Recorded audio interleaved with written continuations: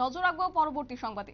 ভারতীয় মজদুর সংঘ উত্তর ত্রিপুরা জেলা কমিটির উদ্যোগে ধর্মনগর আইএসবিটি প্রাঙ্গণে সোনালী 70 বছর উপলক্ষে আয়োজিত হয়েছে শ্রমিক সম্পর্ক অভিযান এবং এই অভিযান চলবে 1 ডিসেম্বর থেকে 20 ডিসেম্বর পর্যন্ত।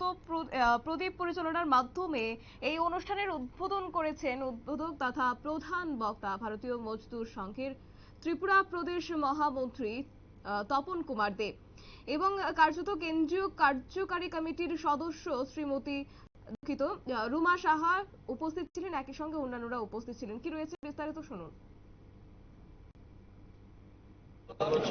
উপলক্ষে ভারতবর্ষের সর্বত্র ডিসেম্বর মাসের 1 থেকে 20 জনসম্পর্ক অভিযান করছে। এখানে সারা ভারতবর্ষে প্রায় 50টির উপর আমরা যোগ করব। সেই পত্র ভারতীয় মজদুর সংঘের দীর্ঘ 17 বছরের পরীক্ষা সাধারণের কাছে নিয়ে যাওয়া এবং যে আমরা ভারত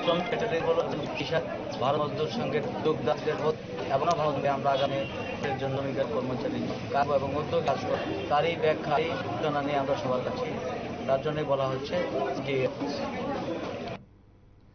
আপনারা শুনলেন তপন কুমার দে অর্থাৎ ভারতীয় মজদুর সংঘের ত্রিপুরা প্রদেশের মহামন্ত্রী এবং একই সঙ্গে উপস্থিত ছিলেন বিএমএস ত্রিপুরা প্রদেশ সম্পাদক বাবুল ঘোষ, বিএমএস ত্রিপুরা প্রদেশ কমিটির সদস্য বিপ্লব দাস সহ অন্যান্যরা।